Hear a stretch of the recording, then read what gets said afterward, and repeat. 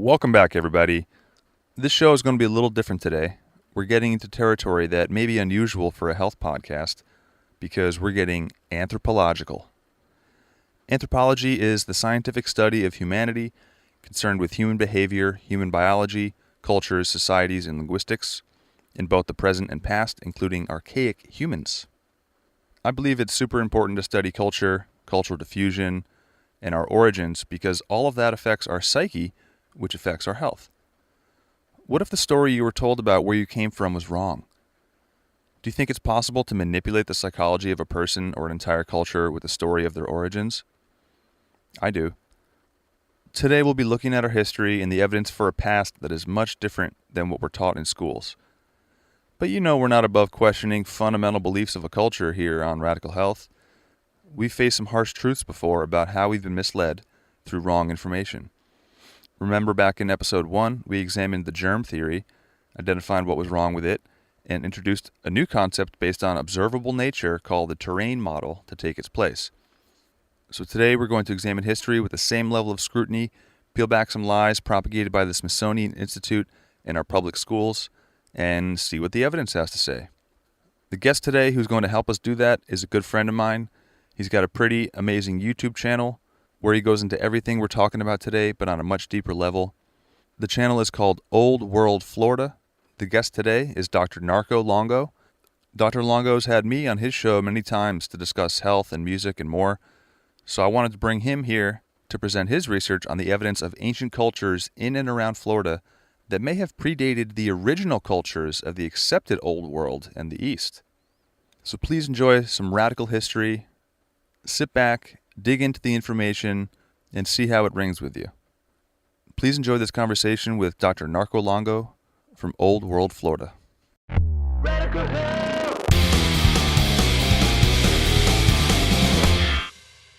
Dr. Narco Longo, welcome to the show. Howdy, Seth. Happy to be here. Proud to be here. Right on. So your work spans a lot of different areas, but they all kind of syncretize into this tapestry that informs us, as a human race, kind of where we come from. Some of your work syncretizes like history, language and etymology, astrology, theology, Native Americans, Finnish mythology, water, and of course, Florida. And all of that does seem to influence this greater picture of who we are. So do you think today that there's a general lack of understanding of where we come from? 100%. Just starting off in school class, the bare bones history is usually pretty wrong.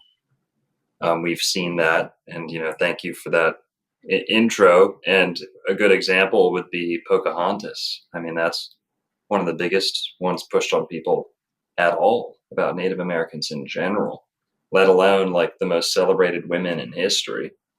That actually, real story took place in Florida. So it's just a key example of how Florida's kind of been shafted, given the swept under the rug. But just in general, your school history ain't looking pretty. And then outside of that, your human history is not looking good either. I mean, they tell us we're meat-eating monkeys from outer space, as I like to say. And try having a good life with that as your foundation. It's going to be hard. We're all in this Darwinist. Everyone's up there at each other's throat, like we were kind of talking about last night. But yeah, I'd say we are being deceived pretty heavily, and the nutrition and history go hand in hand. So, sorry, my cats are going crazy. It's all good. Yeah, and the nutrition part is what really made me excited. I mean, I was already excited to hear your work. I think the first time I heard you were discussing golf courses on this panel, talking about how golf courses often cover up ancient land, and not only just ancient land and artifacts, but pyramids in America. And here they're called mounds because we can't call them pyramids because that would kind of contradict the modern mainstream history. But when you started talking about vegetarianism and nutrition, that's when I was really like, oh, this guy is different than a lot of the other truthers out there, because most of them are kind of like anti-vegan, and you're finally giving light to the validity of like a plant-based diet, and you're pretty passionate about that. One thing I haven't really heard you talk about on your shows or any of your interviews is like, how did you come to be a vegetarian? What was the chain of events that led you to kind of like embrace that philosophy and practice? Well, thank you again for that. That's high praise. But if we're talking about my diet, um, I recently found out as a child, my brother and I were almost exclusively given raw fruit from the time that we were infants. Unfortunately, I was, let's just get right off to the very beginning. I unfortunately was not breastfed ever. So that's one thing that's unique, maybe, about me that could, nutrition, diet, and psychology too with that. But because of that, my mom really wanted to, she was a little older when she had me, there was some stuff, but she wanted to put us on the best diet, instead of that. And what she was actually told was, well, hey, as soon as they're going to be able to eat raw fruit is what you should have them on. So I didn't even know that. That wasn't ingrained into our culture as a family, but I found that out recently, and I've got to throw it in there because, it's super important for brain development is fruit early on. I mean, I've seen stuff where they prove you see colors brighter, and you have scent, wider, because that's what you're supposed to be smelling. It's that early training of your environment. But whatever. Growing up from there kind of departed, and then you just really grew up on the standard American diet with the whole microwaved foods, cheeseburgers. I wasn't big on red meat. Actually kind of had an aversion to it, believe it or not, for most of my life. My brother was always a steak guy. I had to get, almost forced to eat a steak. I was much more of a dairy guy, much more cheese, mac and cheese, grilled cheese. That was what I craved as a kid. And didn't really like breakfast foods. Cheese, maybe some chocolate milkshakes, big bulk of my diet. And then growing up, into high school, I loved McDonald's and stuff. So not great. Then when I started getting into conspiracy theories, it's worth mentioning because I do always talk about this family when I was growing up that brought me towards conspiracy theories in general. They lived right next to the school I was going to. One of the kids was in my grade. We went to the school together, hung out all the time. Their whole family, they were a Jewish family from California, and they were vegetarians. They were all athletes. They were all the boys excelled in sports. They were pretty manly, and actually they were pretty on the heavier set side, not obese or anything, but they were big, burly guys, not lacking in nutrients, trust me. And they were very smart. They were smart boys. Their dad was a genius conspiracy theorist, got screwed over, committed his whole life. I tell that story a bunch, but I don't usually mention that they're vegetarian. They were vegetarian. First time I ever saw a UFO, committed to this path, after that, spiritually, not like professionally or anything, but it was with that family. So I saw with that kids, ran back home, talked to their dad. But we actually, when I was that age, we used to like make fun of them here and there and say, hey, eat the pepperoni pizza. Hey, try and force them to. And we kind of thought like probably people think about me like, or you sometimes like, hey, it's for pussies or it's for, it's girly, I almost thought that way too, probably did. And then years go on. Now I'm senior year of high school. One of my closest friends, who's my assistant lacrosse coach, very athletic guy. When I met him, especially, super athlete.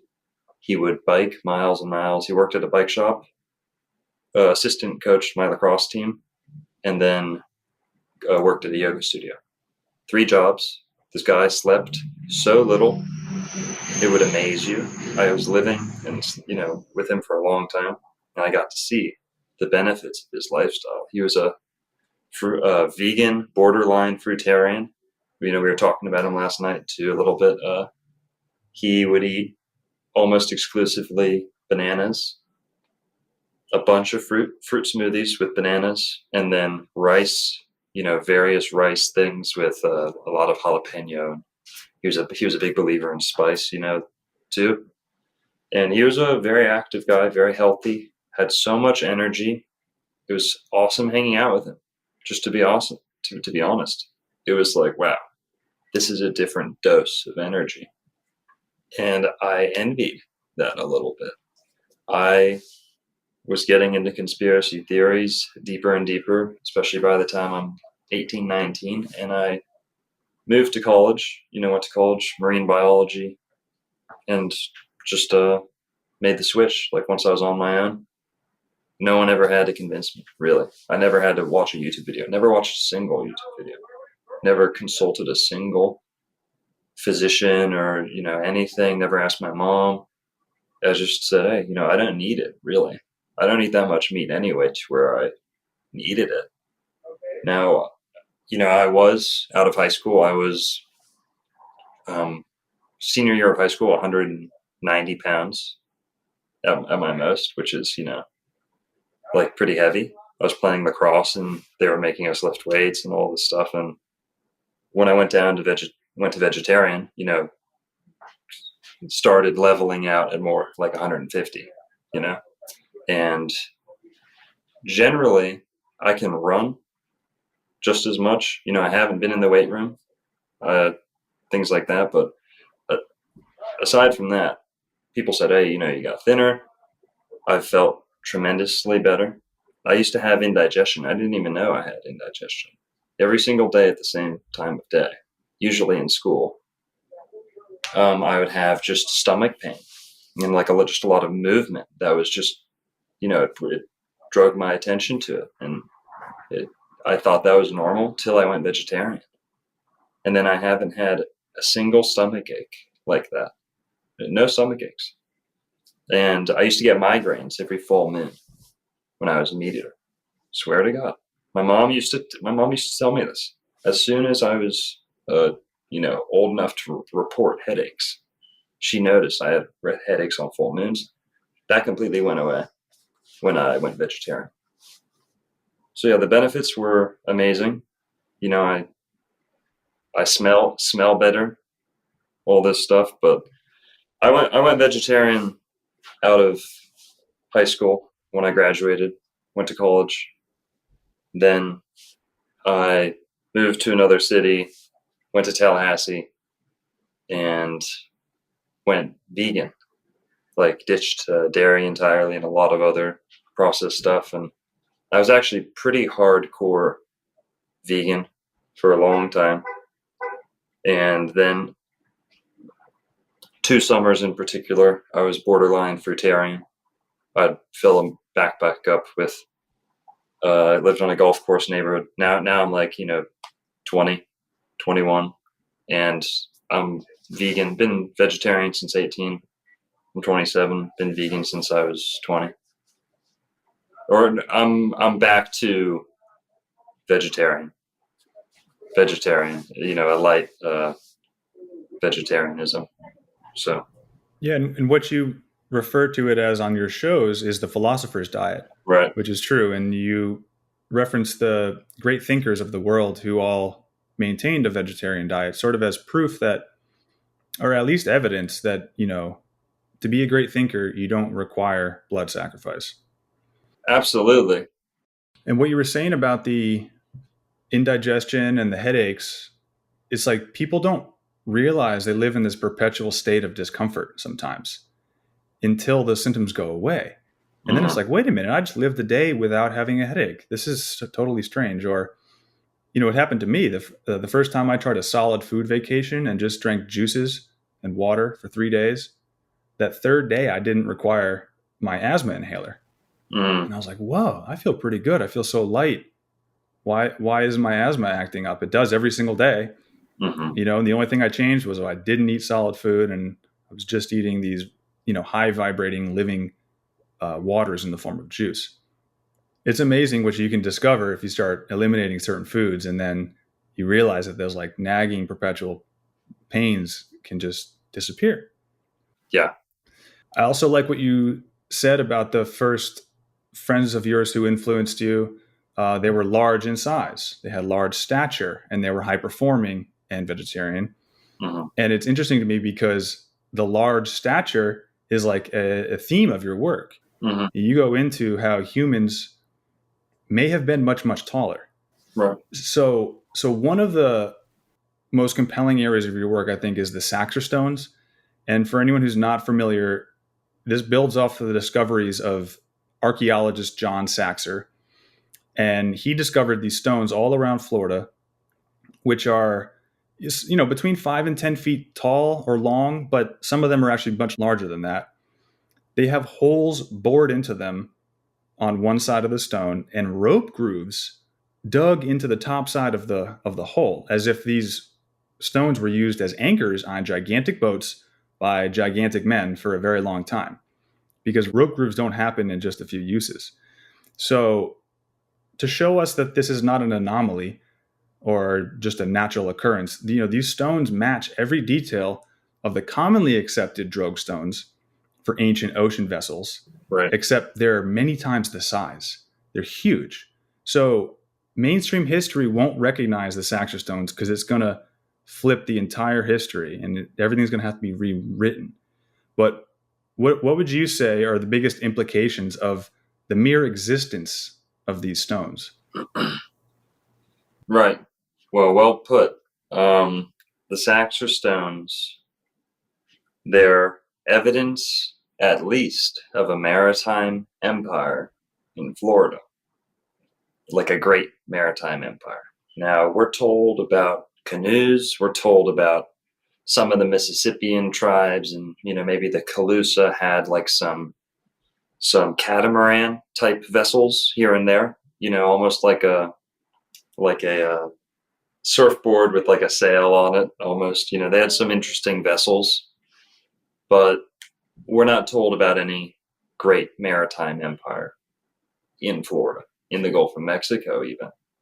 The Maya, the same thing. We're told the Maya had some pretty big canoes, and then they had some catamaran type things. But even then, the Gulf of Mexico, to think that body of water went unnavigated, right, for thousands of years, since the Ice Age, since forever, according to the history books, is kind of a hard pill to swallow. And I don't think it's truth.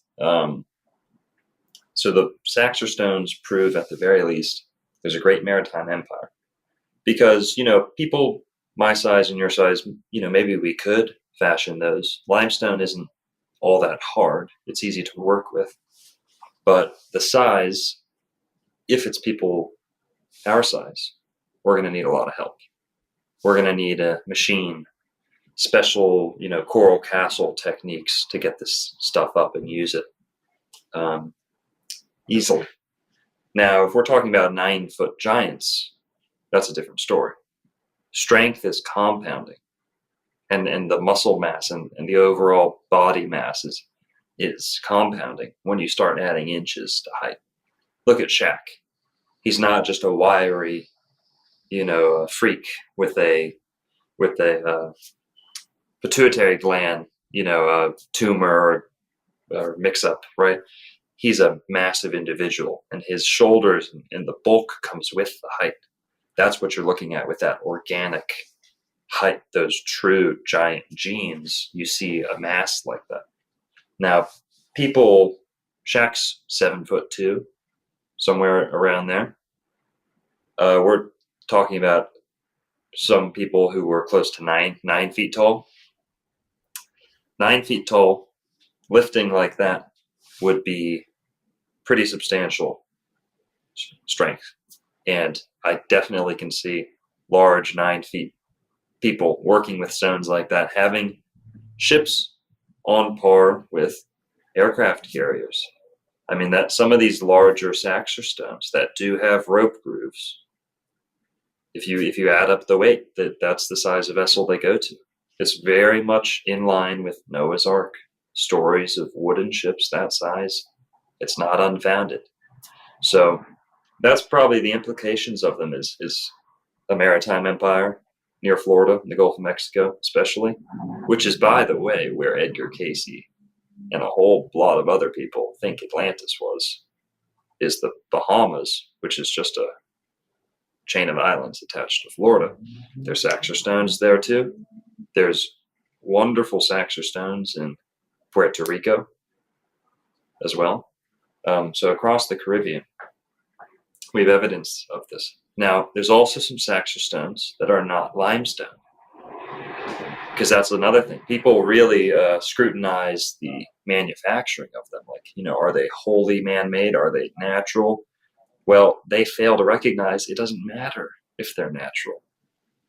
You do know why? Because in the museums of Florida today, they have pieces of coral rock labeled as limestone anchors. And some of them do have naturally formed holes. Some of them have clearly bored holes. So it doesn't matter if someone found it like that with a hole bored through it, or if they formed it themselves. If it serves the purpose, it's going to be used for the purpose. And that's kind of what you get with a lot of the low IQ doubters, is they scrutinize the origin of the rock, but failing to focus on the usage. Just look at the other tools of the Native Americans. They would adapt a shell for a tool and then use the shell as the tool. If it works, it works. So those are the implications. And then also size would be the other implication. Well, so yeah, speaking about size, you mentioned 9-foot humans. What's to say that they weren't taller? I mean, are you going off the size of the femur that they have in these science labs in colleges here in Florida? Or because to me, like, the size of the saxer stones would necessitate even larger humans. I'm thinking maybe 15, right, 20 foot tall humans. I don't really know. So why did you say 9, and what are the possibilities of even larger folks? Oh, that's a great point. We're not limiting it to 9 at all, but I really want to meet some of our more conventionally minded listeners, maybe where they're at already, where we can all point to and touch a 7-foot man, and we all know that there's 8-foot people on the world today. And there's even closer to 9 feet people on the world today. Well, if we're talking about a race of consistently 9-foot giants, then that opens the door for definitely even larger. But I also like to stress the biblical element of mixing with humans, where it's kind of implied in the Bible that these giants were sexually compatible with your everyday human. Now, that could have been assisted with genetics and laboratories and microscopes, things like that, petri dishes. But John Saxer would tend to agree with you that he usually points to like 20-foot people. And he thinks that the Titans, the gods of old mythology, were 20-foot tall individuals or so. And he's a firm believer in that. He thinks much of the Florida landscape was actually carved out by 20-foot giants, if not larger. Now, can I show you bones of those? Not really. Can I show you pictures? Not really. Can I show you pictures of bones and videos of bones? And if we're lucky, can we go hold a bone of a 9-foot individual? Yes, we can. And I'm a firm believer in that. And I can prove that to anyone listening, that there was 9 feet tall individuals in Florida. But you're right, that opens up the door to 20-footers. And in a previous atmosphere, in a previous time, when everything was growing larger, as we're told, 100% it's possible, Seth. And then also, to bring it back to the Noah's Ark story, Ron Wyatt, who's like the #1 Christian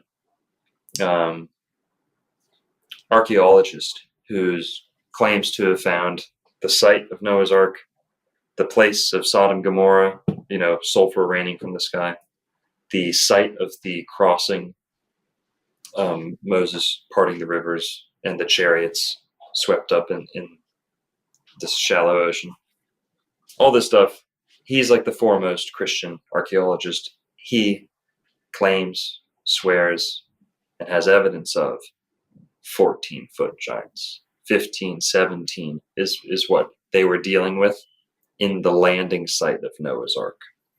So I show pictures of those too. A lot of times, there are big pictures of bones of 14 foot, if you hold it up, and it's hard to do the math, but Ron Wyatt does have pictures of what he claims to be 14, 15-foot giants. So 100%. And if they left from Florida, they would have been in Florida too. I have seen an 18-foot giant article in the southeast United States. So we're getting there. Now, a lot of the common response by a lot of people when you tell them some crazy thing that contradicts the mainstream narrative is, oh, if that were true, we would have heard about it. Mm-hmm. Or if that were true, this would have been in the news. What do you think is the implication of the lack of response by the mainstream historians? Like the fact that they're conveniently not talking about all this, what does that mean for us? Well, that's definitely concerning, but it's also not surprising. We can, however, look to even the mainstream curriculums that tell you, oh yeah, dragonflies, cockroaches, bears, all these things used to grow twice as large, 5 times as large, even more. Sometimes they tell us. So they will concede on a lot of different organisms that, yes, we find them much larger in the ground. Thousands of years ago, millions of years ago. Their timeline's not mine, but they find larger stuff. They do accept, that narrative in general applied to a lot of different species. But when it's presented that humans, would have been the same, also larger, they do usually put their foot down and say, no, that can't be the case.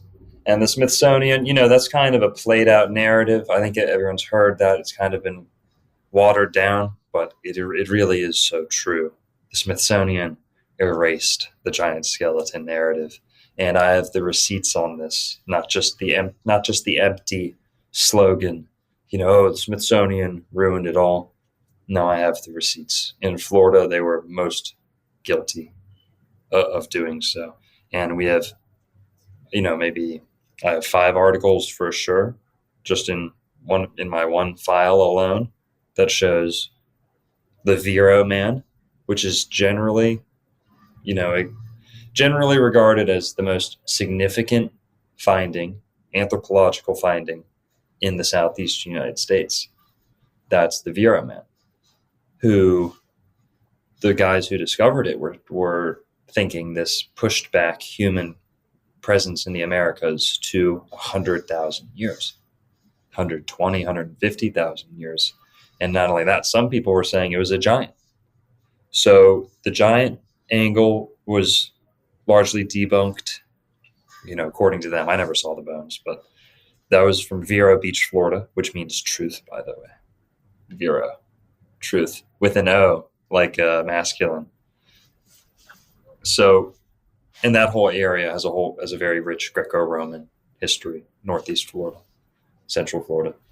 But the Smithsonian, verifiably, you can look it up, and in their own words, they admit how they fucked that up and lost it on the way to the Smithsonian. Florida was nice enough to send it over to the Smithsonian for further testing, even though they generally, got everything they needed to get from the research. They sent the bones to the Smithsonian, and they were disappeared forever. That's true. It's not just some, some conspiracy theorist wrote a book about the Smithsonian covering up everything. Well, it's true. Not even in just that one instance. Like from your work, I discovered Analog, the archivist, and his work mostly digs into archives of old newspapers from the 1800s. Mm-hmm. And there's a lot of interesting information in there that can open up our minds to what was going on back then. What were people discovering?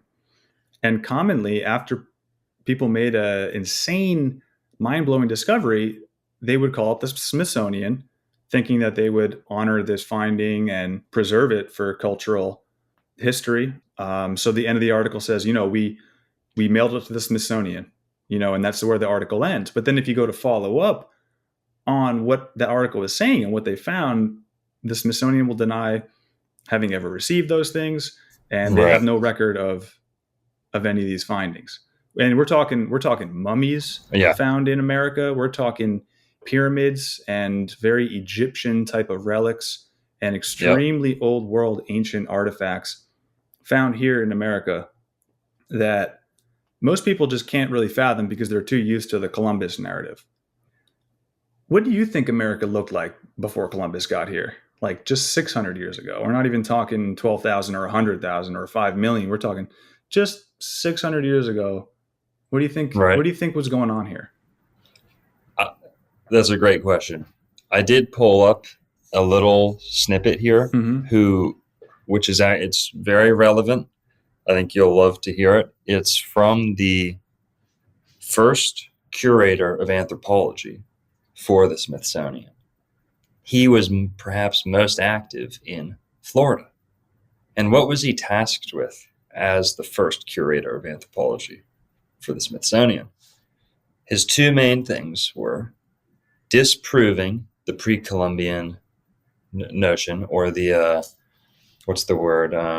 diffusionists, I think, a large community of professionals who thought, Columbus was not the first to do anything. Even the Vikings weren't the first to do anything.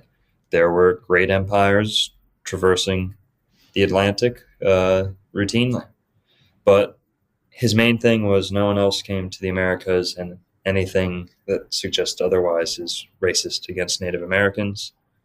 And then also the giants. He was the number one bulldog, pit bull that they sicked on the giant narrative.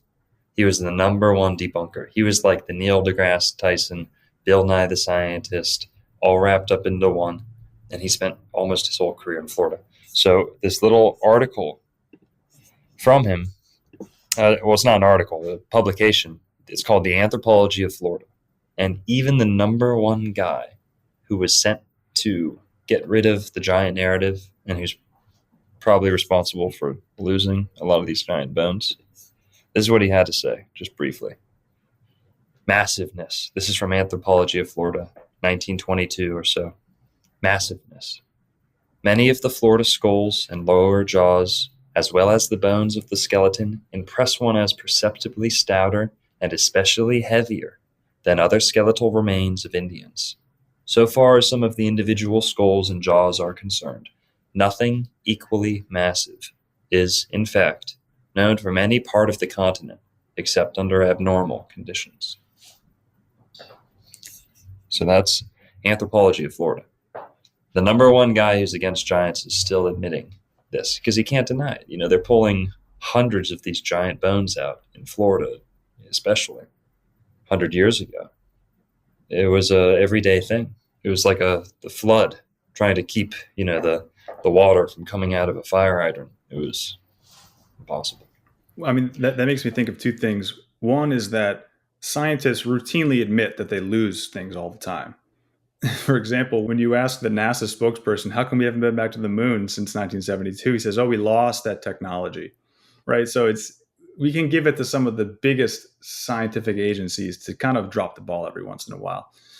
Another thing made me think of is we know about dinosaurs. It's commonly accepted that dinosaurs existed, these massive animals. And when I was listening to a lot of this stuff about giant humans, it sort of made me think, I wonder if any of these dinosaurs could have just been regular animals. Could the T-Rex have just been a kangaroo, a giant kangaroo? I mean, they have the short arms, the big long tail, similar shape. Mm-hmm. Are dinosaurs just giant animals? Yeah. Yeah, I tend to think they are. If we're talking about real bones getting pulled out of the ground, if they are that big, that's what my, Occam's razor. We don't have to invent some new species that no one's ever seen or heard or touched, or seen the coloring of, but then they grant the scientists and the artists the right to paint them up as if they've, as if they were there for their portrait to be taken. So that's definitely the case. And I don't want to get too far away from your other question, which is, what did America look like? Yeah, maybe pre-Columbus, but not so far back in the ancient times. Right. Now, let's just say, the age of discovery, when the Europeans are showing up and they're first actually interacting with these guys. They're setting foot on Florida soil, which is why I talk about this a lot. It's Florida's right at the forefront of that period in American history, which is the earliest period in American history from the perspective of European history. Florida is where they first set foot in North America. So when they got to North America, when they got to Florida, the general empire that you could say was active, that was influencing everyone, no matter which subtribe they were a part of, was the Mississippians. The Mississippians were preceded in part by the Hopewell. And the Hopewell, before them, they had another culture that I'm blanking on. But the Hopewell were great mound builders, earthwork builders, geometric earthworks, astrologically aligned earthworks. I mean, 100% on par with anything you see in Egypt, Mexico, Iran, any of these alignments, the temples, the solstice points, all these things being mapped out in the architecture, these people were capable of, or at least their ancestors were capable of. So the Mississippians, a lot of artifacts and stuff you find in Florida are classified as Mississippian. The people who were living here might not have, they didn't use that word. They might not have even known they were getting clumped in with these people in the Mississippi River. But that's generally what we're told is the mound building culture that was prevalent at the time of European arrival. The Mississippians, they built platform mounds, they built temple mounds, burial mounds, they had shell middens, and they were ruled by a race of tall people. The upper class was very tall. They elongated their skulls, some of them, not all of them. In Florida, you had a lot of elongated skulls. That same guy, Alice Herdlicka, that I was just reading from, who wrote The Anthropology of Florida, he says the majority of skulls found in Florida were shaped in some way. That was 100 years ago. I'm sure that remains true today. But the majority of skulls in Florida were shaped. And these were some strange shapes. So to your question, let's talk about the people in general. They tattooed themselves. They had piercings a lot of the time. The men generally wore their hair up on a bun on top of their head. The women generally wore it down or tied up in other ways. Up to a third of the adult population for much of the Florida tribes, the Timucua specifically, were hermaphroditic. So transgender, believe it or not. Wait, trans as in they changed, or hermaphroditic as in they were born with both? Right. So hermaphroditic, people tend to think of as like the scientific term, like literally having both. Back then, that's what they were calling them. And the Europeans, when they wrote this down, they said hermaphrodites. But good distinction. This is transgender, so to speak. These are people who were usually born men and then take on the roles of women. But in Florida, it was generally like a subservient role. And it was like a lower caste thing. And they did a lot of the menial tasks. And the men were usually preoccupied with warriorship. And believe it or not, it was actually these trans Timucua who did a lot of the hunting. So I know a lot of our hunter meat eaters out there like to think of this as a manly thing. But the Florida Indians, the giant, warriors of the swamps and the Timucua, these other tribes, they kind of left that to the trannies. So not altogether glorious. I think warfare is a little bit more glorious if you want to get down to it.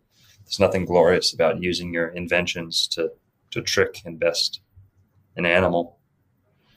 So the two-spirit thing, to your question, what did it look like? You had great cities. There were metropolises. Tampa Bay, Tallahassee, Miami, depending on who you ask.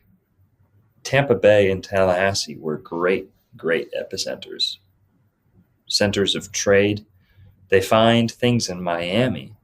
Miami was probably close to that too, maybe not as big as Tampa and Tallahassee, but it was a big epicenter too. They find things in Miami that they know came from Ohio. So we're talking about some serious trade networks, right? And this could even imply like a peaceful travel. Like no matter what was going on with warfare, people may have been able to trade from Miami to Miami, which is Ohio, right? You got Miami and Ohio too. So I'd also like to stress another thing that people get wrong a lot of the time is, yes, when the Europeans showed up, there were a lot of hunter-gatherer people who were kind of limited in their technology. Well, there was also, like I'm saying, this higher caste that may have had a separate group of ancestors and who were very architectural. They built high up into the sky. They had concrete. Yeah. The type of tabby we still use in Florida today, coral, coquina, mixture, this cast limestone technology, that came straight from the Timucua, then the Seminole. And so these people could build, and they actually were very responsible and reverent of nature. So they didn't build if they didn't need to. And in Florida, you really didn't need to much, but these people did know how to make roofs. They did know how to make great structures. And the thing that people get wrong is they chose not to build with stone. And I'll tell you why. This kind of ties into a lot of the Bible and the ancient Israelite narratives, is that in Exodus chapter 20, around there, the Israelites are instructed to, number one, not build with steps up to altars or high places of worship, no steps. And then also no hewn stone or carved stone or blocks or, bricks and steps like that.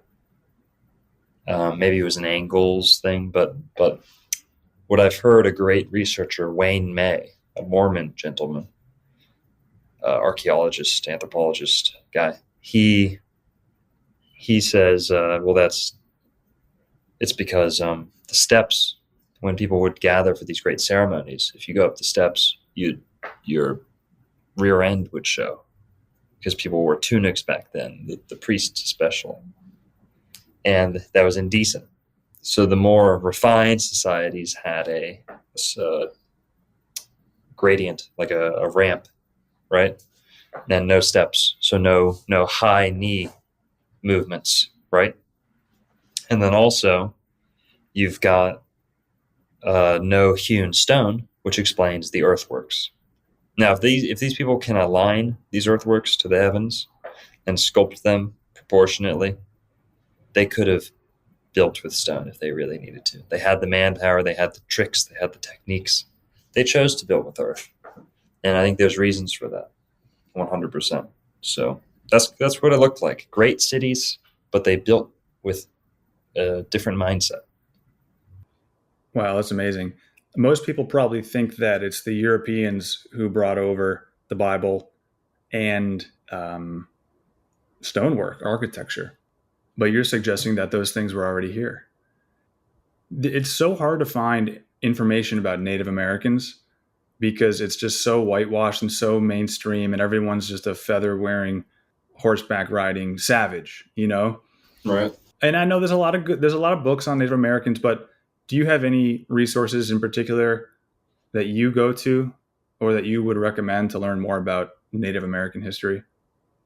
Sure. Well, without being too much of a, ass kisser or whatever, because, um, well, whatever. You can go to the people themselves. The Seminoles have websites. There's certain people who claim Timucua ancestry that have websites.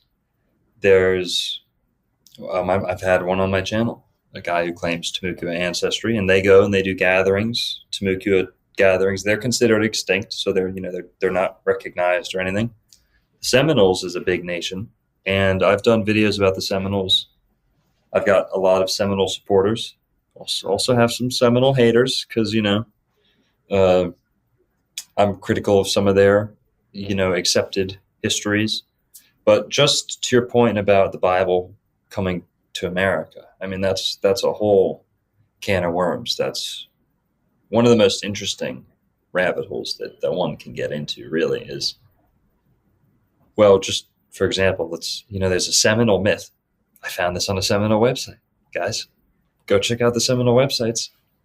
The Seminole have a legend that Jesus Christ descended from heaven or walked from the horizon on the water to a point. You're going to love this, Seth.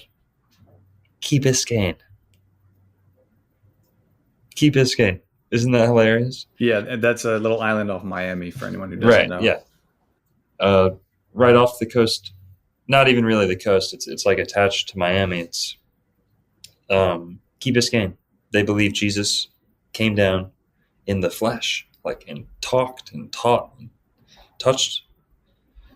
Then there's another myth. So that's New Testament. That's Jesus. So the Seminoles, I always love to tell this story.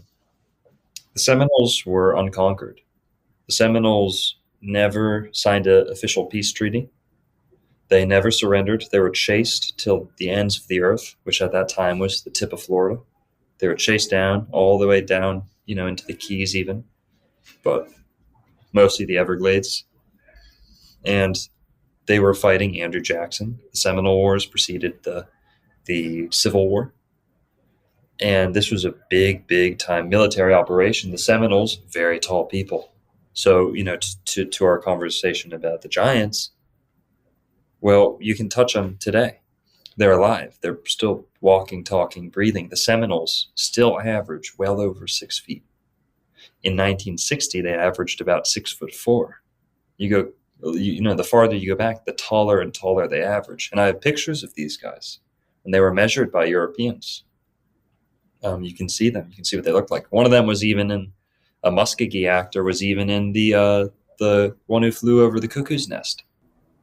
Chief Bromden. 6'7", Muskogee, Seminole heritage, Creek heritage, but Muskogee, which is all, the same web kind of. And so these guys were tall. Seminoles are tall. Reel me back in here. What was I talking about? Sorry. The Bible and Jesus. Thank you. Now, they never were force converted, which is this narrative that you hear so many, whitewashers, like a good word. I don't always use it the same way as others, but some of the biggest whitewashers of history are people who say, well, the Native Americans were forced into Christianity and we slaughtered all of them, and they were savages, and all this kind of goes hand in hand. But the Seminoles is always an example I have to show people. Seminoles never got force converted. When it was all said and done, and we sought peace with them because they had won the battle. We couldn't catch them through the swamps. It was spending so much money. It's the most expensive war we've ever fought in the Americas, is the Seminole Wars. And Jackson, which is where Andrew Jackson, the president, he's the guy who really campaigned, was leading them. So they couldn't get the Seminoles. Seminoles, when it was all said and done, said, okay, now we'll take some Bibles, please. Now we'll like to do some talking because we want to talk about Jesus. We want to learn more about Jesus. We recognize the power. We believe in military. They believed in military strength. these were like a warrior race, right? They recognized that these people came to their land and triumphed, and there was something in that. Was it the day-to-day habits that was better than them? No. Was it their, modes of eating and stuff that was better? No. But they were interested in Jesus, and they wanted to know more about this interesting guy, and they had similar stories. And come to find out, they believe, some of them, not speaking for all of them, firmly believe Jesus Christ came to the Americas before. But to the Old Testament, you've got circumcision being practiced in Florida before Columbus. You've got circumcision in the Caribbean. You've got all the hats and stuff like that, and yeah. You've made the connection too between the word Seminole and Semitic. Right. And so is there a Semitic or Abrahamic history here in America, and is it connected to these native cultures? Right. So that's one that people don't always like to hear. But the Semitic, Seminole, I'm a firm believer. There's a huge link there. You've got the sartorial links. You've got the pileal, clothing and hairdressing. Big links between the Seminole and Semitic people. And that's not just people who claim Semitic heritage today. That's depictions of Semitic people in ancient times too. The hats are the same. They have facial hair. The Seminoles have facial hair. That's very uncommon for Native Americans. When you show people a picture of a Seminole from 1900 or so, people generally say, well, that looks like a Indian, like from India, or an Afghani, or a Moroccan gentleman. They don't fit your general Native American archetype or stereotype. And the link there also, I don't know about the Seminole doing circumcision, but we know that various Florida tribes did circumcision. I don't know, how much are these people checking? That's very intimate detail, but it was observed, at least in some cases. Then you have this is another good one that I love. The name of the Creator and God and All Father Spirit himself, according to the Seminole, they had two names. Jahveh, that's the Seminole. And then the Timucua and Tocobaga and other Timucua speaking tribes, Yo-Hey-Wah. Yo-Hey-Wah. Wow. So that's the Timucua name for God and the rising sun and the creator of all things. And then the Seminole would chant Jah-Weh, which is like an abbreviation, sort of. So, but both of those are consistent with the Hebrew name for God, and both of those are words or nicknames used for God in Hebrew and Semitic people. The headwear is a giveaway. Like I said, they do fezzes, they do the strimals, which are the larger hat as well. They do ritual immersion as well. That's not super exclusive to these peoples. Like a lot of people do ritual immersion, but that's held in common between them. Matrilineal family. That's another huge link too between the Seminoles and Semitic peoples. And then you have just the geography, the places they choose to live. South Florida is home to the second largest concentration of Jewish people in the world, second to Israel. Now, New York in that area has more in general, but Florida has the higher concentration. From Palm Beach County down to Dade County, where you're at, has second highest concentration of Jewish people to Israel. Tampa Bay is also a significant Jewish population, largely founded by Jewish people. And this is where the Seminoles have set up shop. And I'll take you down streets in Miami that have a Seminole casino on one side of the street and a temple on the other side, a synagogue on the other side. Lunar worship as well, an aversion to gold jewelry is another thing that links these two. The calf worship. A lot of Jewish people don't wear gold jewelry because they see it as, evocative of, when they melted their jewelry down and earrings down, gold earrings into the calf to worship. That was a no-no. So they kind of have had a taboo against gold jewelry, some groups of Jews. The Seminoles did not wear gold jewelry. That was something they were pretty committed to. They loved silver and copper, but they wouldn't wear gold jewelry. That's what I've read, right, from 50 years ago or so. And Minnie Moore Wilson lived with the Seminoles and hung out with them for a long time. She was a woman, writer, like 1900 or late 1890s, early 1900s. She lived with the Seminole. She wrote The Seminoles of Florida, and she devoted a whole chapter and references throughout the book that she firmly believed they had a Semitic origin. They were Jewish. Everything about their practices. So that's a great source that people can look at. Minnie Moore Wilson. Let's see, what else are some links? I'm sure there's more that I'm blanking on, but the flag of the Muskogee people is the star and crescent. Yes. I wanted to get into that too, because there's also this like Arabic Islamic history Right.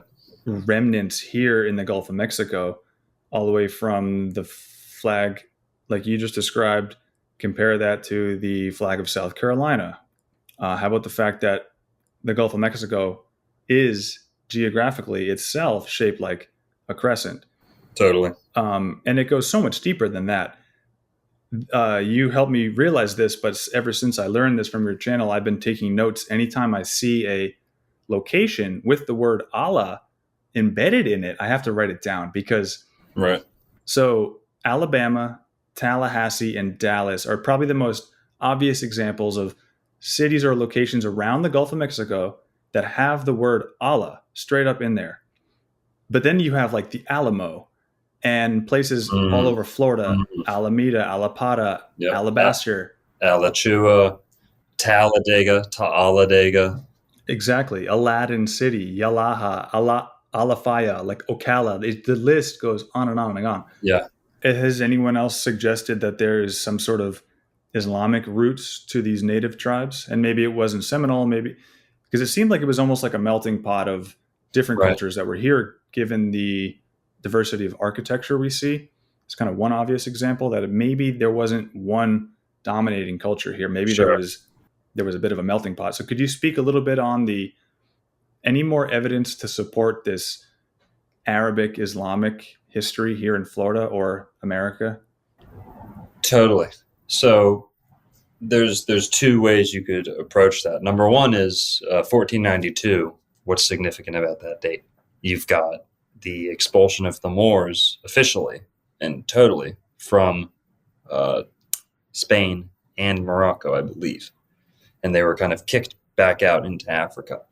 Now, if you really scrutinize that narrative, you can really start piecing together an argument that, well, why did they just quickly, Spain wasn't the empire that we all kind of think of. Like, that was almost 100 years later or so. 1492, they were really just earning their own front yard back. And then, boom, at the snap of a finger, they go right across the Atlantic and bullseye land right in the Bahamas, which is essentially like bumping into the curb before you hit Florida.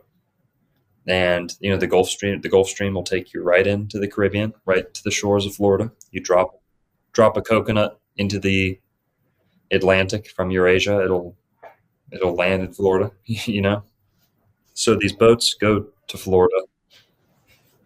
You can really make an argument just from scrutinizing what our history books tell us is that, well, were the Moors in America?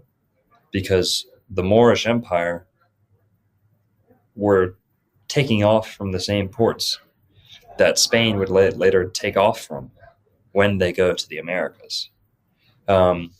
Christopher Columbus had an Irish navigator. So a lot of people believe,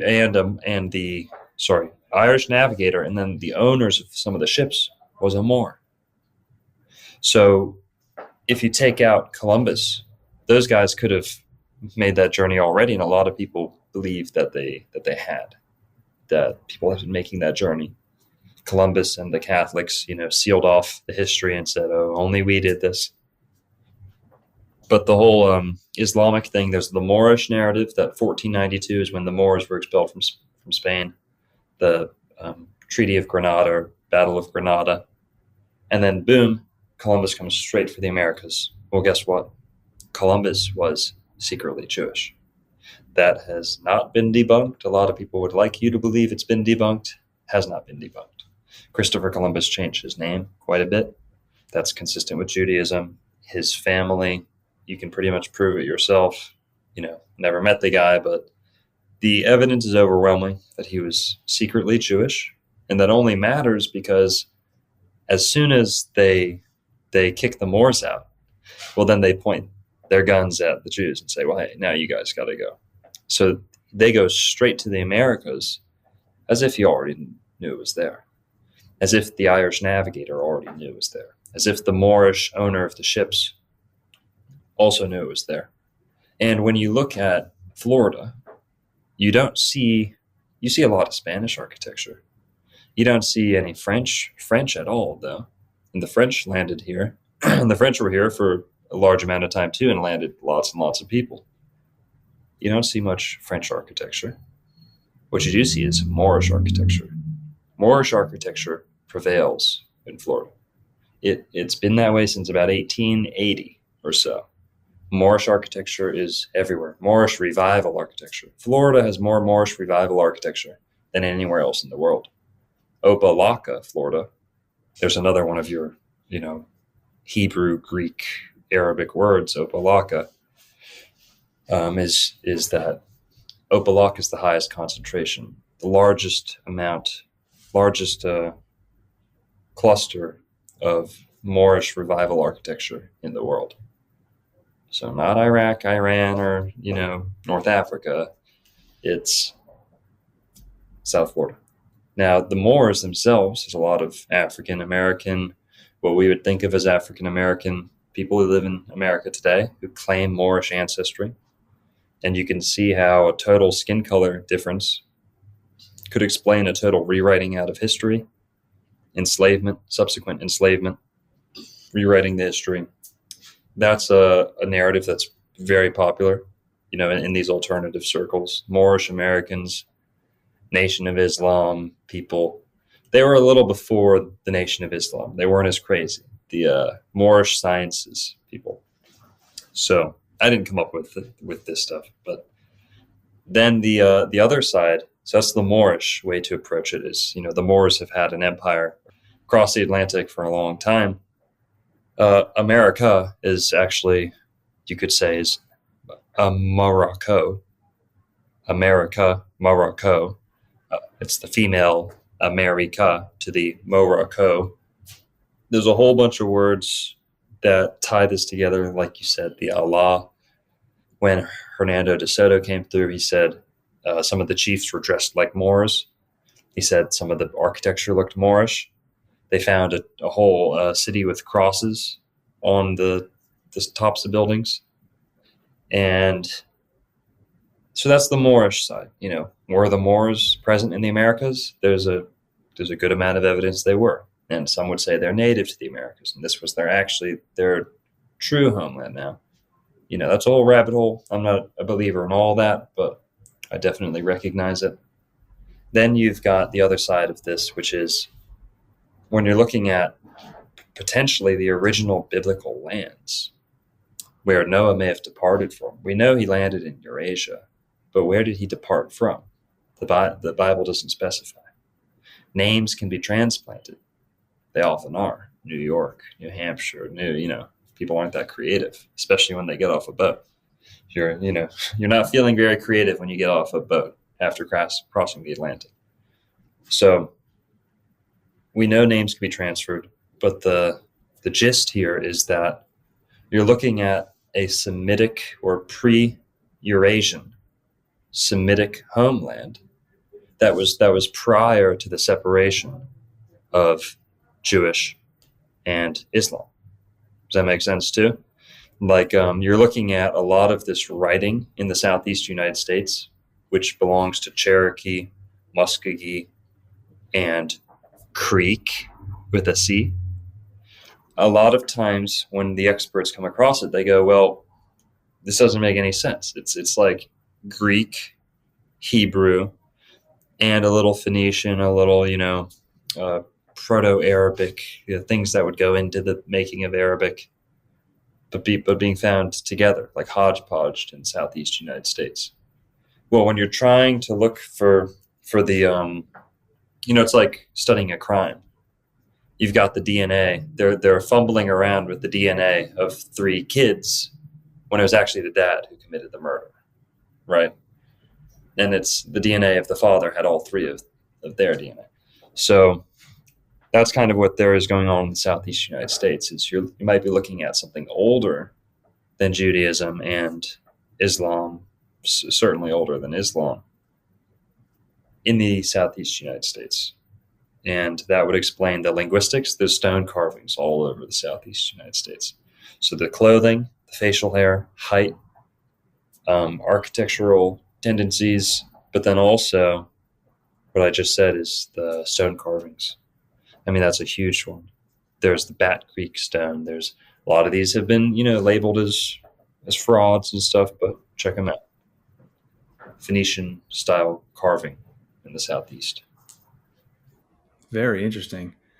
And just to throw a couple more on there, what are the names of the locations around the Gulf of Mexico? You have the Lone Star State of Texas. What's the city at which the Mississippi River terminates into the Gulf of Mexico? The Crescent City, New Orleans. Yeah. So we see this crescent symbolism, the star symbolism, and of course, I mentioned the South Carolina flag is the crescent with the palmetto tree. Right. There's some very compelling evidence in the names of these towns and cities. I mean, even along the Mississippi River, we have Athens, Cairo, Memphis, Alexandria, and Carthage. Well, that goes to your great point. Oh, and that brings me to the name of this older culture that I forgot earlier, the Adena. The Adena, like Athena. And that's how a lot of them would have even said it back then. Adena, Athena. They would have known exactly what you're talking about. Wow. And this is Creek we're talking about. Creek is not an organic name.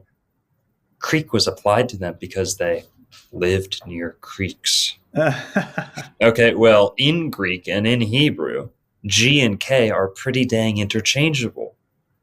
And Greek is Creek. And I have newspaper articles that people realize this, conversing with them and studying the names. Okeechobee, big water. Oki. It's the same root in native Southeast language as Oki in Greek. Ocean, with a C. Ocean. So you see how the sounds can change maybe, but the letters will be true. The letters can change maybe, but the sound might show the truth too. And then, so they used to write big articles on this. But to your point about Athens, I mean, hey, every state that the Creek and Muskogee and Seminole used to live in has a city by the name of Athens. Georgia and all of them. Name them all. All the states in the Southeast United States have an Athens because this is where the Adena culture once lived. And then the Hopewell. Adena, I'm not so sure on the location, but they were the progenitors of the later cultures who are the people who lived in the Southeast United States. And Adena is Athena. You find all this Greek writing, Hebrew writing, it's all hodgepodge, but Creek equals Greek. And okay, the Islam. Here's the best one. This is the best one. There's a city in Florida called Alafaya. Alafaya.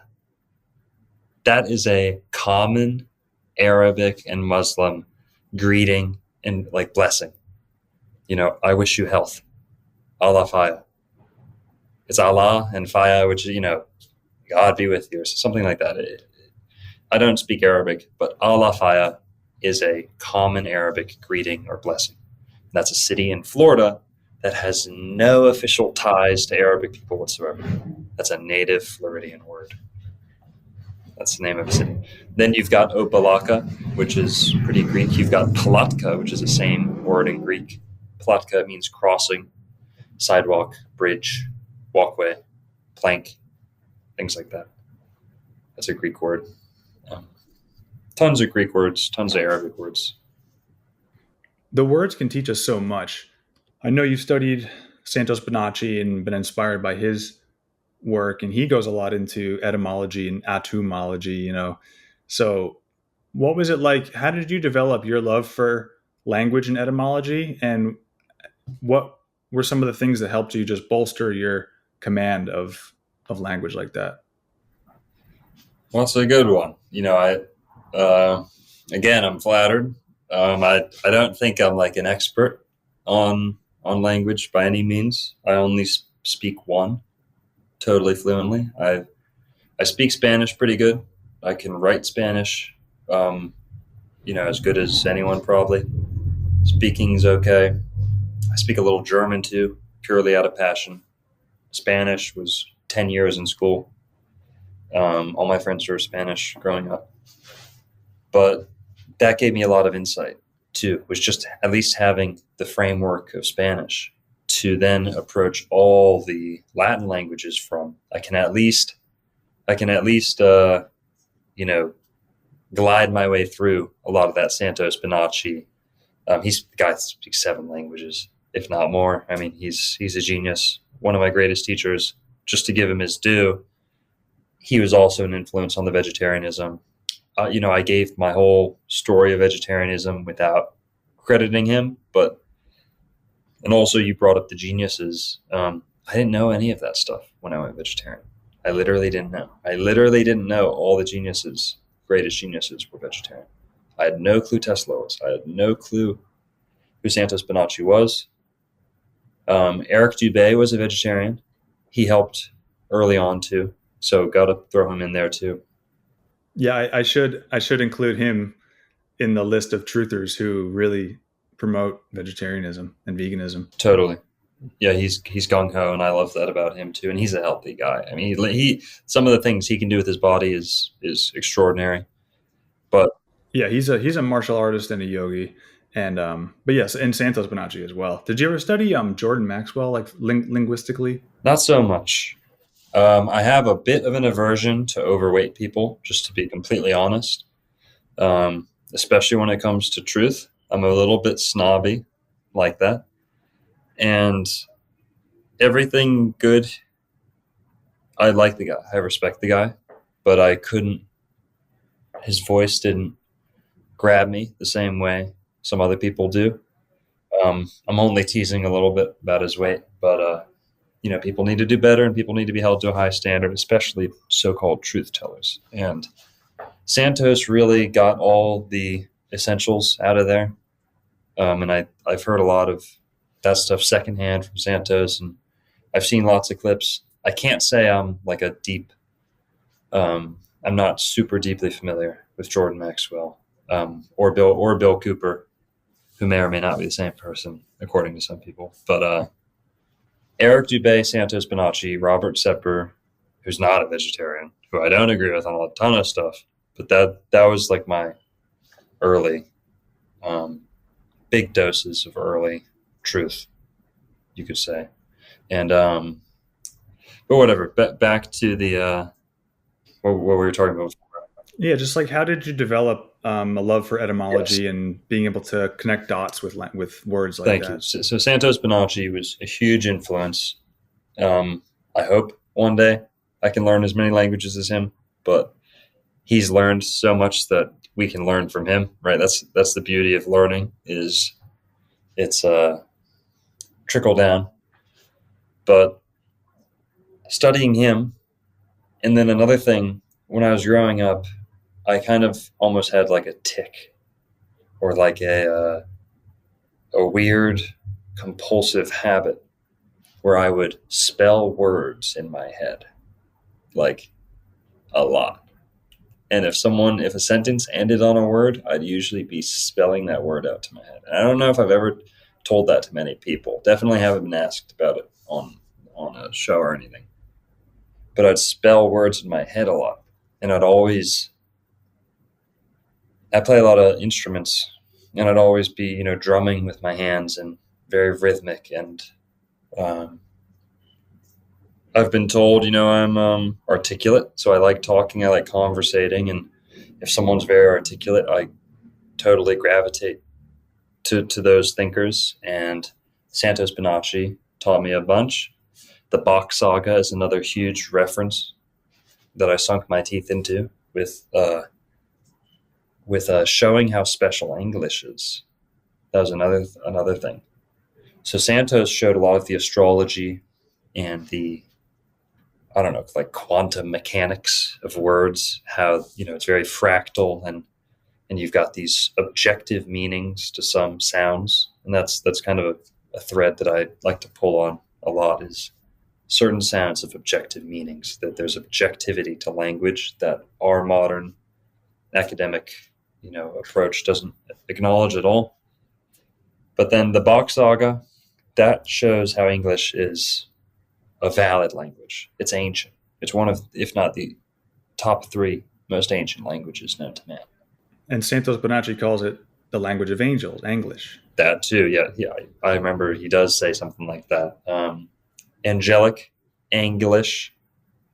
This is angles too. This is an angular writing system. A lot of angles in English letters. And that helps keep it consistent from like thousands of years ago. We're essentially speaking the modern day of Phoenician. Phoenician is Finnish. If you go back old enough, far north enough, Phoenician is Finnish. English is a very, very close offshoot of Finnish.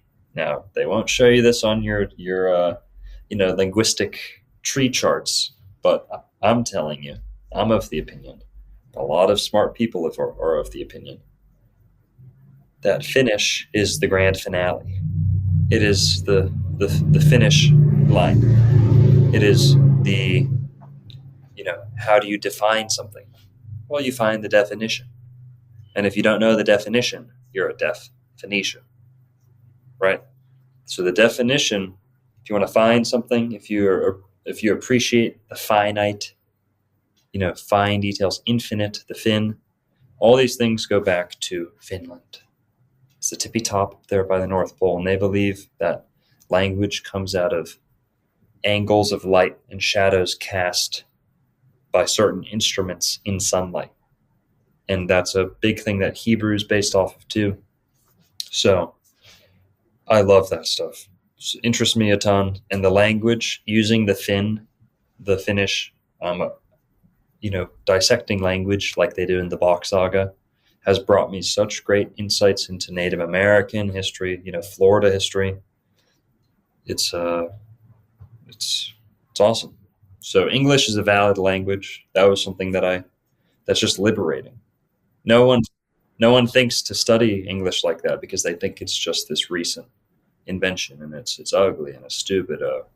Well, even worse, people have an idea that English was created to control and enslave us and to make us dumb. Right. But just to give an example of how, because you mentioned words, sounds do have inherent meanings.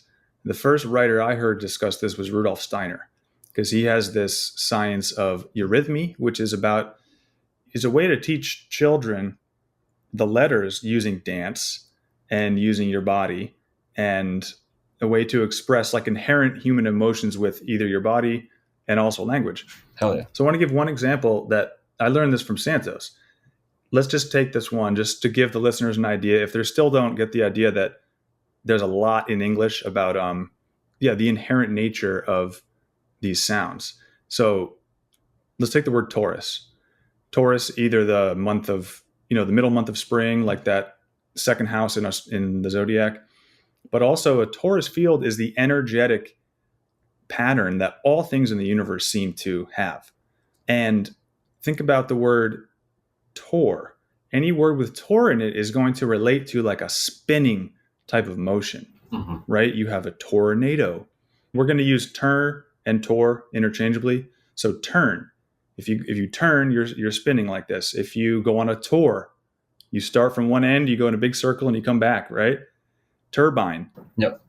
Torn. And these are like breaking things down too. If we talk about torture and turmoil and tort or a torch or terrible. But just the idea of torque and turning, a turbine, is you see that tor sound in all those words, and it really does have an inherent meaning. And that's what I really like about your channel too. I'm super into words. I have a similar story about always having to spell things. Commonly, I'll hear a word and just try to spell it backwards, or I'll see a word and just try to spell it backwards. And I always kind of do anagrams in my head, which is, so when you said like, oh, my name is an anagram, I'm like, cool, I'm on it. I'm going to crack this code. Yeah.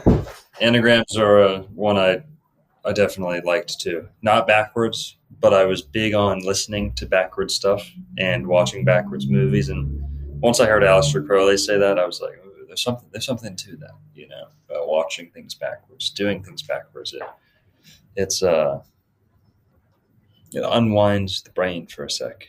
We're getting torqued in a certain direction, like constantly, whether it's the ether, whether it's just one certain brainwave, whether it's one certain hemisphere of the brain that's pulling us one direction the whole time. But watching a movie backwards or working with things backwards, like you're saying too, kind of stops you in your tracks and starts peeling back some of the illusions that time has. I'm not one of these time is fake people, but it's insightful dealing with things backwards and shuffling and code breaking, things like that too. Good for the brain. Yeah. And you just mentioned the Bok Saga, and you talk about that a lot on your channel. And that's something that I need to read. There's some things I need to clarify about it. And I want to read the book. It wasn't originally a book, right? This is an oral tradition. This was a story that was told. Yeah. And then it became a book. And did the storyteller write it, or did a listener write it? Right. Good point. That's a great whole rabbit hole too. There was 2 points that I did want to sneak in about the runes and dancing. I hadn't heard that much about dancing, but I'll tell you a great thing about English is it's runic. So it's angular, like we're saying, but it's runic. And you'll look at rune magic, and Aleister Crowley does something like this too, where yoga poses are just runes. This is a rune. This is the letter Y. If you do, this is a common yoga pose. Common yoga pose is sitting down like that with an angle in the knees. That's the Sieg. That's the S.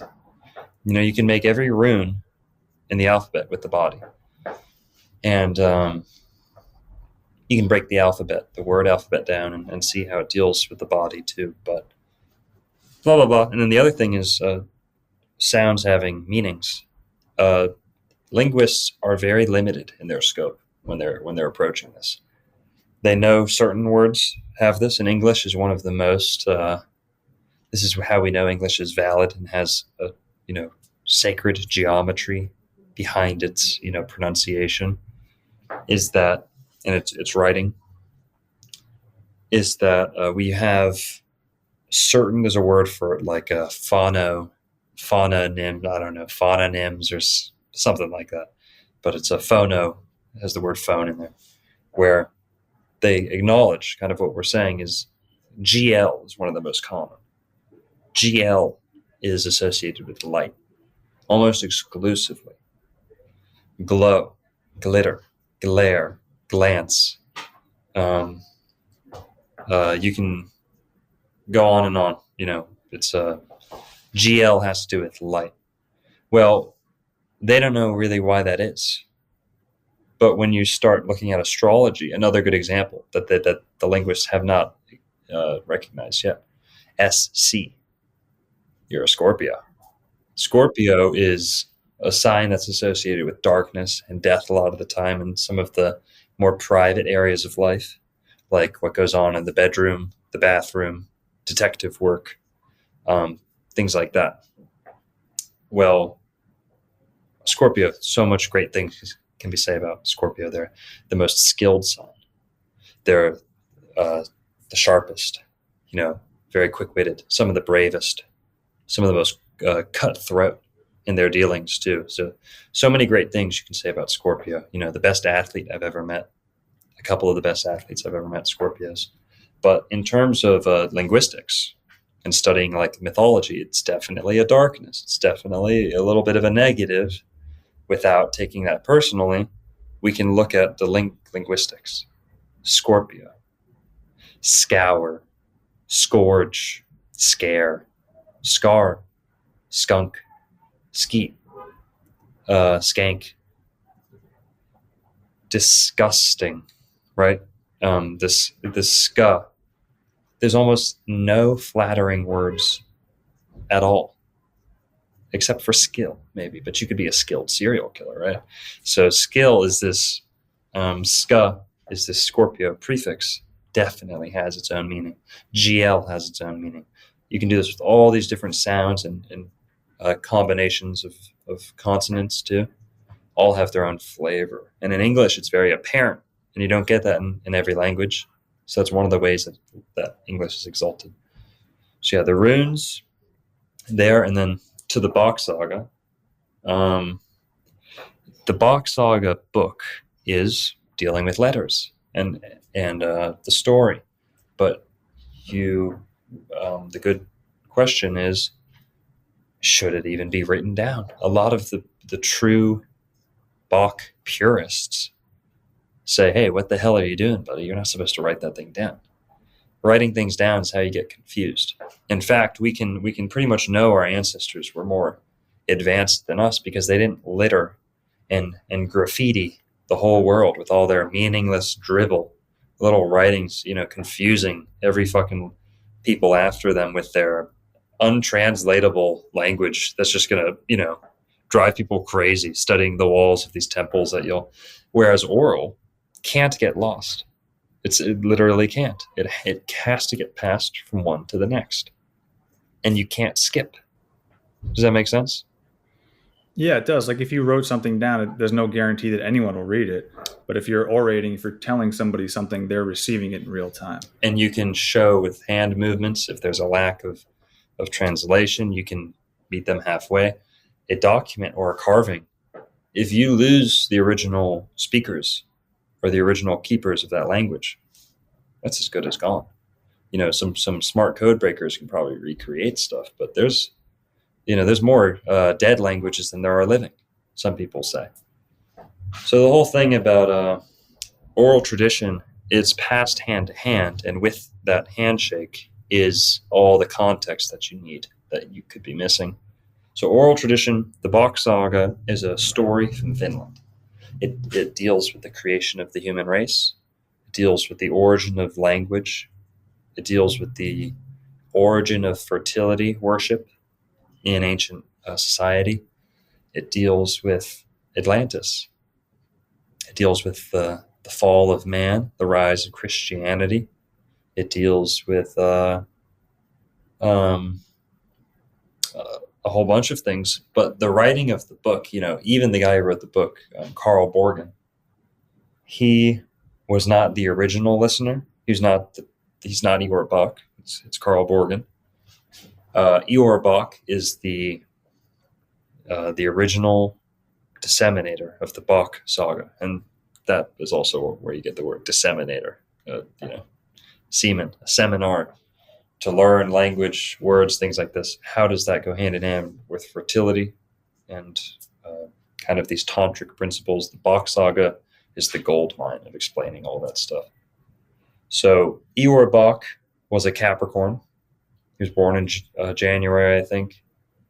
And he's a Finnish gentleman who, according to him and the people close to him, he was a member of the highest, most royal family on Earth, in the world.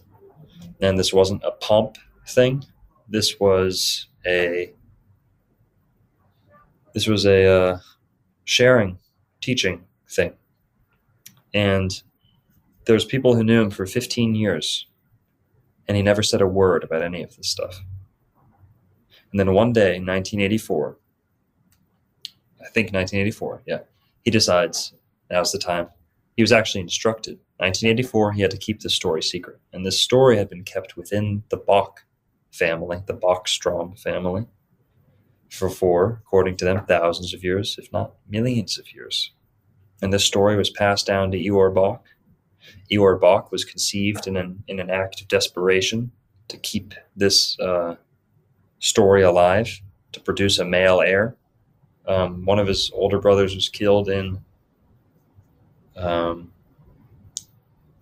War II, I think, and then another brother was killed as a child or like teenager. So Eeyore was the last remaining male descendant of the Bok family.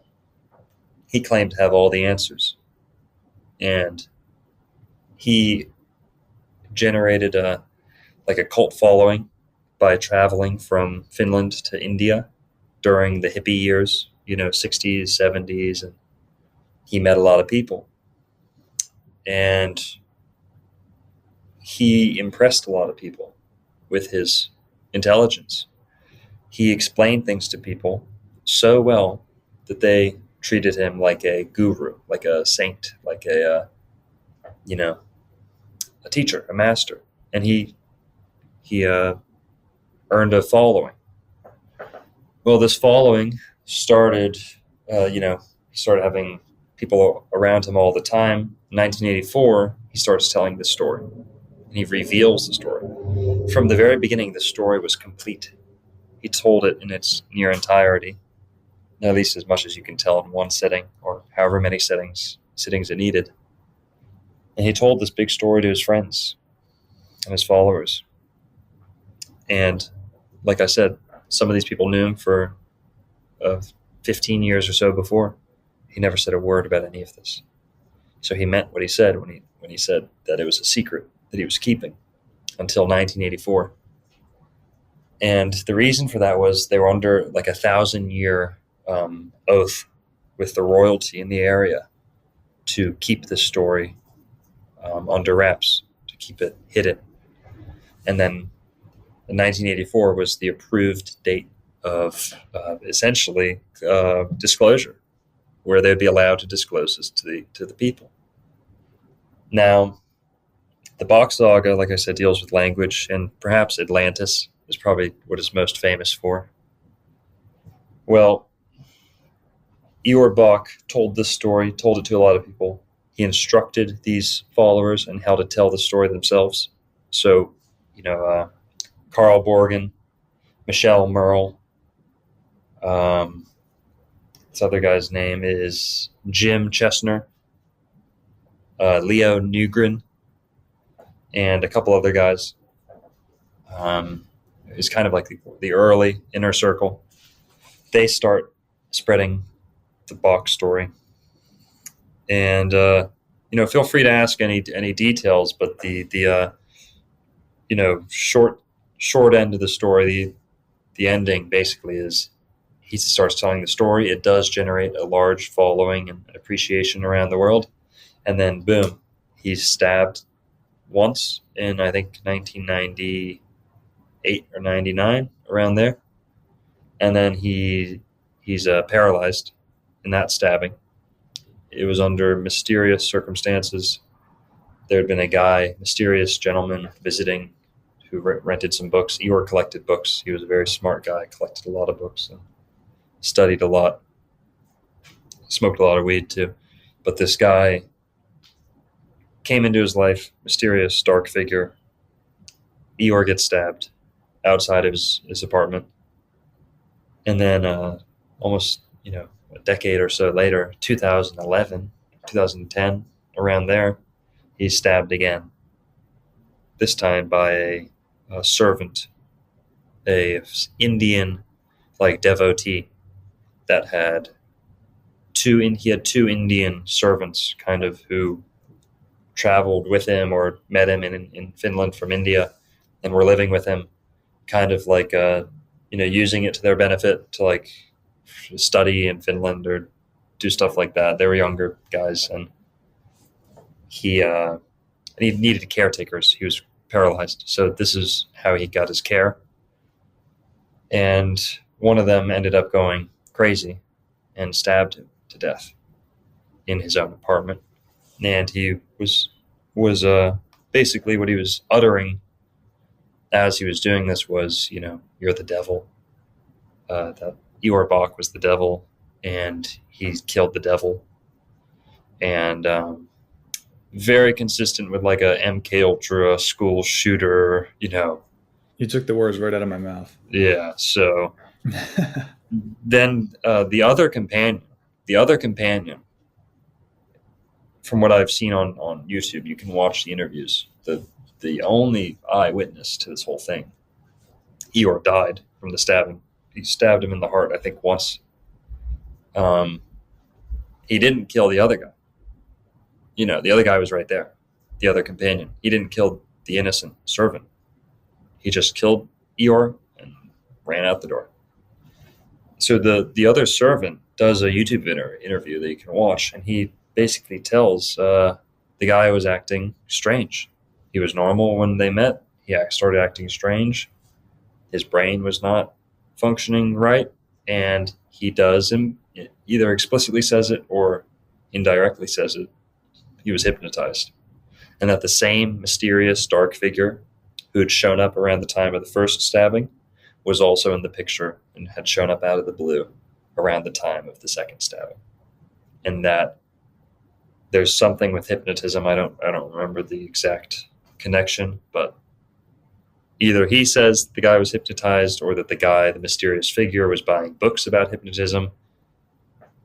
Don't quote me on this. Go look it up for yourself. Eeyore Bok's death. Yeah. Wow. Yeah, that's some really cool context there. You do have some videos on the Bok Saga on your channel. I recommend anyone listening who wants more context, more information, more insight to go to the Old World Florida YouTube page. Not only check out the videos page, but go to the live videos page. It's an entirely different section of videos. Often when people look for a live video that had streamed, they can't find it because they're looking on the videos page. So I'm just putting that in there to help people really find, if you can't find it on the videos page, go to the little tab called live, just search in the search bar, BOK. You'll find some of his panels, which have been really interesting. You guys really break down the story with some other appreciators of the saga and readers of the text.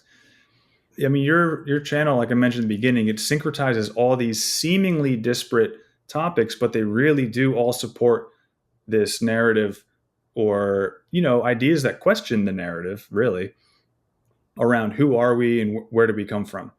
You go into the Bok Saga, you go deep into the Bible. Every Sunday, it seems like you're doing another Bible study. I think that's really cool, looking at it as a piece of literature and studying it for all that it has to offer, from the allegorical to the literal. Yep. I mean, it seems like Plato's Atlantis has been a big influence in your life as well. What are some of your favorite texts?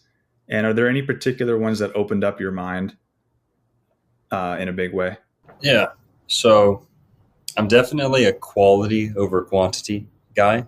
I'm not one of these, book lovers, believe it or not. Like I don't read for my sport. Like I like to read for knowledge. Like I want to get something out of a book. There's nothing wrong with like reading. My brother loves to read. My brother burns through books, but he likes to read literature and fiction and things like this. I like to extract something out of a book. So, and the bar is pretty high for me. I'm not looking for entertainment from a book. I want nutrition, so to speak. So I'll tell you, when I was 20, I went ahead and I bought 20 or 21. I bought the complete works of Plato. And I bought a whole bunch of books. Everything on Santos Bonacci's reading list. I bought a whole bunch of Aleister Crowley, all this stuff. But my favorite text Plato's Atlantis is in the complete works of Plato. So if you can get yourself the complete works of Plato, that's as good as it gets. That's literally as good as it gets in the Western, Western tradition. Plato will challenge you. It's wordy. Go for a Thomas Taylor translation, vegetarian, Neoplatonist, who translated a lot of this in English with a astrotheology in mind. So Thomas Taylor translation is going to be the best. My brother is working on a book with Neoplatonist, triple threat, Plotinus, Porphyry, and one more. The 3 Ps, Neoplatonist, which is all translated by Thomas Taylor. That's going to be coming out soon. But the complete works of Plato, the complete works of William Shakespeare. If you ever bumped into Dr. Longo 3 years ago, before I started my YouTube channel, if you caught me valeting cars on Palm Beach Island, you'd catch me with either the complete works of Plato or the complete works of William Shakespeare. Or way before that, The Secret Teachings of All Ages. I mean, that is your number one entry book to any of this stuff. And it's not just Manly P. Hall. Manly P. Hall, thank you. It's not just entry level too. Like that's a lifelong reference. So Manly P. Hall, Secret Teachings of All Ages. That was huge. My first book that made me really detest scientism and detest a lot of the establishment approach to the human mind was I read The Interpretation of Dreams by Sigmund Freud right out of high school. And I grabbed it. I sunk my teeth into it, read the whole thing. It was pretty grueling. It was tough, very wordy. He's very scholarly, right? And I differ totally. I'm sure you do too with a lot of his takeaways. But that one where I was like, I'm in a different camp from these people. I don't need to read more of this. That's not the part of my brain that I need working. So that one kind of gave me an aversion to science type thinking, and I love science. I love the original scientists. Francis Bacon is believed to have had a hand in the drafting and the editing and perhaps even the authoring of the King James Version Bible, which is my third recommendation. If you speak English, it doesn't get better than this. Terence McKenna agreed, which played a part in me going that route and buying those books and just not stopping till I was halfway done with them. Complete works of Plato, complete works of William Shakespeare, and then the King James Version Bible. If you speak English, that's as good as it gets. And if you read those as often as you can, they're more worthy than any other book in the English language. You'll get more bang for your buck. Every sentence you get, you'll get more rewards. Literature is good. It all has its place, and fiction and stuff. But those are my triple crown. They're the 3 prongs to my trident. Would be those 3. My favorite work of adventure is Lawrence of Arabia, which is super philosophical, super poetic, super transcendental. He's a warrior. He was a warrior poet, in a true sense, and he was celebrated by foreign people. Lawrence of Arabia, totally living his astrology, exemplifying his astrology as a Leo. Lawrence of Arabia, played by a Leo in a movie, one of the most famous movies ever, Lawrence of Arabia. His book is 7 Pillars of Wisdom, which one of my dad's favorite books. And we actually have an early original copy of Lawrence of Arabia, the 7 Pillars of Wisdom, T.E. Lawrence. My dad had that book and gave that to me and my brother. So I read that right out of high school too. I was like, oh my God, he's the original Indiana Jones. He's the original Indiana Jones and Paul Atreides wrapped up into one. I kid you not. He's the inspiration for both of those guys. T.E. Lawrence. So I love that stuff. That made me be more, want to be adventurous, like want to conquer, want to, get in my van and just, go far away and just not, live out like this Indiana Jones. I hated Indiana Jones, but he's like the real Indiana Jones, studying the language, map making. Very cool guy, T. Lawrence. So, Wow. and then also got to throw two more in there. Texts like real, real ancient wisdom. I've read some other like Eastern stuff.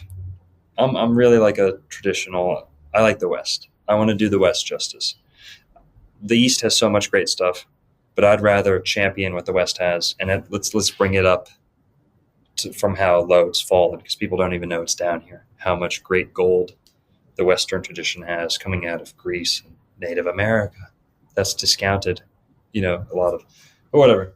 Apollonius of Tyana. That's another good one. If you like your Christianity, if you like your Bible discussion, Apollonius of Tyana is the book is called True Messiah. My brother's reading it right now. I read it 4 years ago. True Messiah is tackling the question of who was the real, literal Jesus.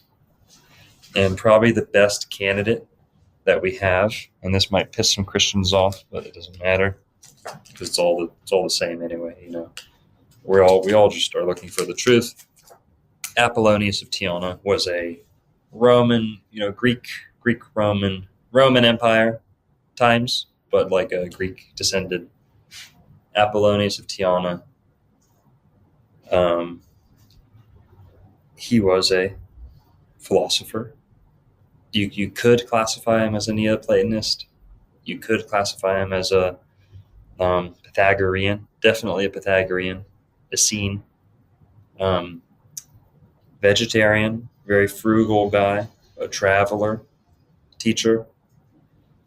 Some say he lived to 150 years old.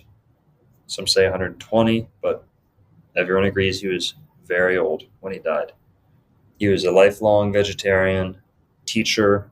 He not rebelled, but taught and stood up against Roman tyranny and paid the price, much like Jesus did. And then had so many connections between him and Jesus, which is why that book was written. And it's not the only book. He's not the only one to think it.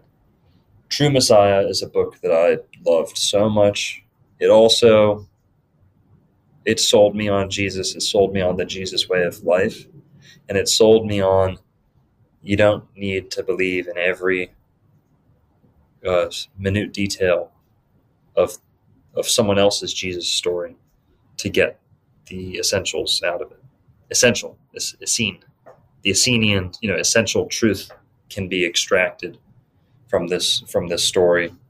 You don't need a church to do so, and you don't actually need to call yourself a Christian to do so. I like to call myself a Christian because I want people to have pride in it. But that name might not even apply to a single person. And Apollonius of Tyana means son of the sun, or of the sun. Apollo, Apollonius of the sun, son of the sun, something like that. Like the sun. So Wow. that's a good one. I love how you brought it full circle to what I had started the show by saying, which was that people don't really know where they're at culturally. And you just mentioned that people in the West, or that the culture of the West has fallen so low. People have such a low idea of the Western culture. People think it's just a bunch of colonialist, capitalist, patriarchal oppressors, violent. That's all they know. And there's nothing good about that history. Then all the great stuff came from all the other cultures. Right. But you brought it full circle by saying, no, there's so much that the Western culture has to offer. We just need to open our eyes. Look what's here. Look what's been here. And why not exalt these things rather than just gloss over them and pretend that they don't matter because somebody told me, or because I was taught that in school, that the Bible was debunked or something like that by science. Right. Maybe read it. maybe check it out. Maybe Francis Bacon was onto something. Maybe he also had a hand in the Shakespeare text. Who knows? Exactly. Yep. But Good point. so thanks for just kind of connecting those dots and saying like, no, it's important to know where you came from and your culture, and don't just believe any story they try to tell you about where you came from and who you are, because it may not be true. It might be some ulterior motive to try to get us to think that we're, what did you say in the beginning? Meat eating monkeys from space, or Meat eating monkeys from outer space, Memphis. Right. Because if you believe that, then it's like, then moral relativism creeps in and it's just a whole mess. Mm-hmm. So thank you. Thank you for offering your perspective. I got one last question for you, and that is, what's next for Old World Florida? Is there anything that you're really interested in right now, a thread you're following that we might be able to expect to see on your channel coming up soon? Totally. A video that I'm just about to get off the press right now, just about to get put out to the people, is Ormond Beach. This is a follow-up to the Jekyll Island video. You know, everyone knows about Jekyll Island. Everyone knows about John D. Rockefeller in the Federal Reserve. But in the Jekyll Island video, we talked about the human sacrifice behind it, talked about the connections between Canaanites in the Old Testament. Ormond Beach videos is going to be like a sequel to that, because that whole Federal Reserve sinking of the Titanic, that whole story, Jekyll Island secret meeting, that all kind of wraps up at 1913 with the official passing of the Federal Reserve Act. Well, 1914, John D. Rockefeller moves from Jekyll Island to Ormond Beach, Florida. Now, he didn't move all that far because he's still within the same tribal territory as Jekyll Island, the Timucua. So Jekyll Island's the northern extent of this Timucua people. Ormond Beach is the southern extent. So why does, and he still owned both the houses. He just started wintering at Ormond Beach permanently. Why does the richest man in the world need a place, two separate places in the same tribal territory? There was just a connection there that's in the Jekyll Island video. It's expanded on further in the Ormond Beach video. That's about to come out. But in general, what are we looking at coming forward is more Bible stuff. I'm going to start putting together more vegetarian geared videos too, like some of my long form presentation style videos. I'm going to do a vegetarian one on that. I actually did one at the beginning of my channel. Wasn't very well received because it was mostly just slaughterhouse footage with like the Ronettes playing in the background. You know, like, hey, happy meal, you know, having good time in America, and the gore behind it all, you know. But more vegetarian stuff, more Christian stuff, which is what I think people need more of. And then also just future topics. I'm going to start golfing. I'm going to get into golf and make a kind of a large golf documentary because I flirt with it in a lot of different videos. We're going to do a whole golf video coming up, hidden history of golf. Going to do a whole NASCAR video coming up too, hidden history of NASCAR, because those are big Florida things. And I shouldn't just make videos about I'm interested in all this, but not just what I'm familiar with. So I'm going to get familiar with golf. I'm going to get familiar with NASCAR, because that's all big time occult connections to ancient Americans, the robber barons, you know, who've shaped America and the world as we know it. That's what people can expect, I guess. Right on. Love it. Everybody go check out Old World Florida on YouTube, Instagram, Patreon. Stay tuned to the Radical Health Podcast. We're going to have a bunch more great episodes this season, interviews, monologues. Let me know if you like the show. Leave a comment, leave a like, leave whatever, leave a criticism. We'll take it all. And special thanks to my guest today, Dr. Narco Longo. Thanks for being here today, bud. Thanks, Seth. Thanks for having me, man. Appreciate it. Right on. All right. Until next time. Peace out.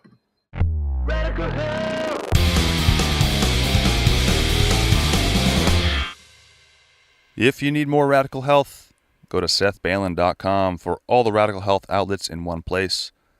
Find the Radical Health podcasts, the Radical Health blog, the zine, and the brand new Radical Health Publishing Company. That's right, Radical Health Press is the proud publisher of the Fruit Companion, your reference guide to the most common fruits from acai to zucchini. And did you know you can get the Fruit Companion PDF on your phone, tablet, or laptop? And the PDF is even cheaper than the paperback. So download one PDF, put it on all your devices. Always have the Fruit Companion when you go to the grocery store or farmer's market. You know, I wrote the guide to make it easier to shop for food. I wrote the guide to inform us fully of what to look out for when we're picking out the most common fruits in the world. And I don't just mean apples, oranges, and bananas. I'm talking about the top 100 fruits that we see all around the world. How do you tell when passion fruit is ripe? How do you tell when guava is ripe? What season do we find mandarins and satsumas? How does water content affect digestion? How does fat content affect digestion? What fruits can I combine with other fruits? All of these questions are answered in the Fruit Companion. You know, and this book isn't just for vegans or fruitarians. I believe this book is for every human, anyone who likes fruit. Anyways, go check out the Fruit Companion. Check out SethBailin.com/library for all the free PDFs of notes and books. And go check out our guest we had on today, Old World Florida on YouTube. Let me know what you guys think of the show. And stay tuned next week for another conversation on something radical. Signing off. Peace.